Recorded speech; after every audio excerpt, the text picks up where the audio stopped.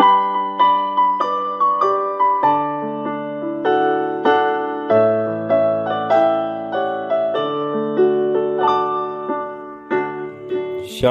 salam sejahtera bagi Bapak Ibu, saudara-saudara, anak-anak yang dikasihi oleh Tuhan Yesus Kristus. Jumpa kembali bersama saya Pendeta Eka di dalam renungan firman Tuhan pada hari ini, hari Jumat 3 Februari 2023. Sukacita dan damai sejahtera dari Tuhan Yesus kiranya menyertai hidup kita sekalian. Puji nama Tuhan. Sampai pada pembacaan firman Tuhan hari ini, kitab Yeskiel pasal yang ke-15. Kiranya firman Tuhan memberkati kita. Baik Bapak Ibu, sebelum kita akan merenungkan bagian firman Tuhan hari ini, kita akan berdoa bersama-sama. Tuhan Allah Bapa di surga, di dalam Yesus Kristus, kami datang kepada Tuhan mengucapkan syukur dan terima kasih untuk setiap anugerah, kasih setia, berkat yang telah Tuhan nyatakan dalam hidup kami dari hari ke hari. Biarlah semua itu menjadikan kami semakin mengenal pribadi Tuhan yang baik, agung, luar biasa di dalam Yesus Kristus. Dan biarlah pengenalan akan Tuhan membuat kami semakin rindu akan kebenaran firman Tuhan dan mentaatinya sebagai bagian hidup kami.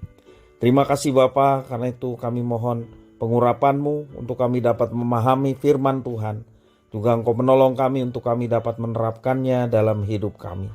Terima kasih Bapa, terpujilah nama-Mu, demi nama Tuhan Yesus kami berdoa. Haleluya. Amin. Saya akan bacakan Yeskiel pasal 15 ayat 1-8. Demikianlah firman Tuhan. Lalu datanglah firman Tuhan kepadaku.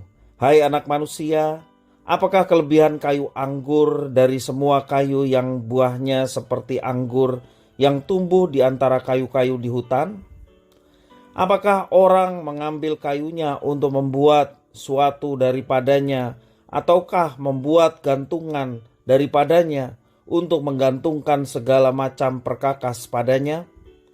Sungguh, kayu itu dilemparkan ke dalam api untuk dibakar. Kedua ujungnya habis dimakan api dan tengah-tengahnya sedang menyala. Bergunakah lagi itu untuk membuat sesuatu? Lihat, sedangkan waktu itu masih utuh, tidak dipakai untuk sesuatu, apalagi sesudah dimakan api dan terbakar, apakah masih dapat lagi dipakai untuk sesuatu? Oleh sebab itu beginilah firman Tuhan Allah.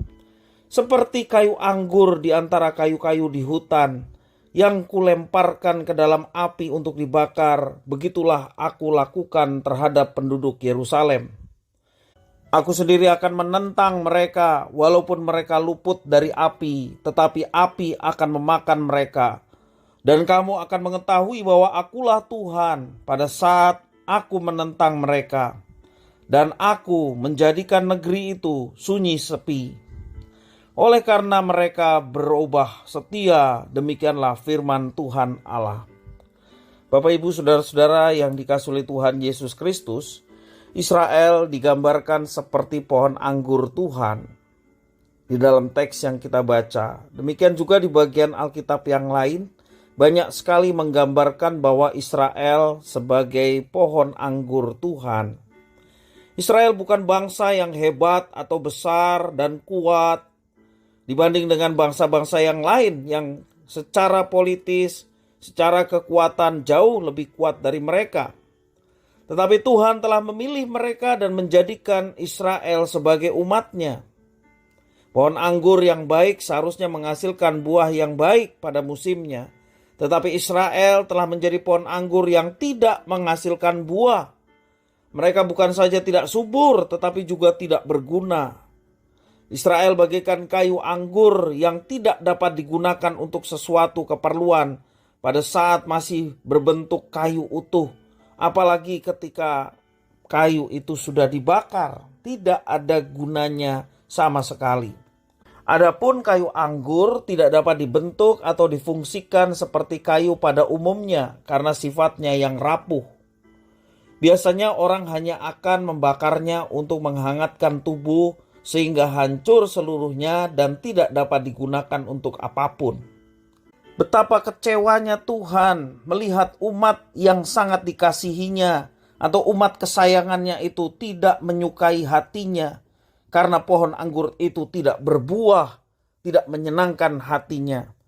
Sebagai balasan atas kebaikan Tuhan yang telah mereka terima, kesuburan tanah perjanjian dan segala berkat perlindungan, balasan mereka justru menyakitkan hati Tuhan. Mereka menyembah berhala-berhala dan segala dewa sembahan bangsa yang ada di sekitar mereka. Tuhan membiarkan Israel bagian utara dan selatan dihancurkan oleh musuh. Bahkan Yerusalem yang menjadi kota tempat bait Allah berada, di mana bait Allah itu lambang kehadiran Allah, tidak ada lagi gunanya, sehingga bait Allah diserang dan dihancurkan. Bapak Ibu saudara-saudara yang dikasihi oleh Tuhan, di masa pemerintahan Raja Yoyakin dan para pembesar pada waktu itu diangkut ke dalam pembuangan. Mereka tidak akan dapat meloloskan diri dari berbagai penghukuman karena ia sendiri yang menentang mereka. Tuhan menjadikan Israel sunyi, sepi, menghancurkan negerinya dan menghalau penduduknya. Dengan demikian mereka akan menyadari kesalahan mereka terhadapnya dan mengetahui bahwa Tuhanlah Allah mereka. Bapak Ibu saudara-saudara yang dikasihi Tuhan Yesus Kristus, dalam bagian ini kita mau belajar. Kalau kita sudah mendapatkan kasih karunia, kita sudah dipilih menjadi umat yang dikasihinya, marilah kita merespon setiap kebaikan Tuhan dalam hidup ketaatan kepadanya.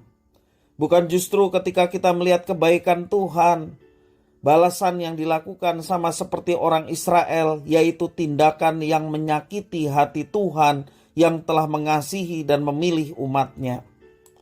Bapak Ibu saudara-saudara, balasan apa yang kita mau berikan atas segala kasih setia Tuhan yang telah menjadikan kita sebagai umatnya? Marilah kita hidup di dalam kesetiaan kepada Tuhan. Tinggallah dekat pada Tuhan. Hasilkanlah buah-buah pertobatan yang memuliakan Tuhan. Roh Kudus yang telah dicurahkan, biarlah Roh Kudus yang bekerja dalam hidup kita, sehingga yang muncul adalah buah Roh itu sendiri. Dan ketika kita melaksanakan apa yang telah Tuhan inginkan untuk kita kerjakan, disitulah hadirat Tuhan, kemuliaan Tuhan boleh nampak dalam setiap kehidupan kita, sehingga kita pun boleh menjadi berkat bagi sesama kita, dan mereka pun kita harapkan boleh mengenal pribadi Tuhan yang menyelamatkan, yang penuh berkat dan perlindungan di dalam Yesus Kristus, sehingga mereka pun banyak menjadi orang-orang yang mendapatkan keselamatan dan berkat Tuhan. Dan biarlah hidup kita boleh menjadi berkat bagi mereka melalui penyerahan hidup kita yang sepenuhnya kita mau berikan kepada Tuhan untuk dipakai menjadi alat Tuhan, menjadi alat kemuliaannya. Kiranya firman Tuhan memberkati kita sekalian. Mari kita berdoa. Tuhan Allah Bapa di surga, terima kasih atas firman Tuhan. Mampukan kami untuk menjadi pelaku-pelaku firman dalam hidup kami. Terpujilah namamu Bapa, demi nama Tuhan Yesus kami berdoa. Haleluya. Amin.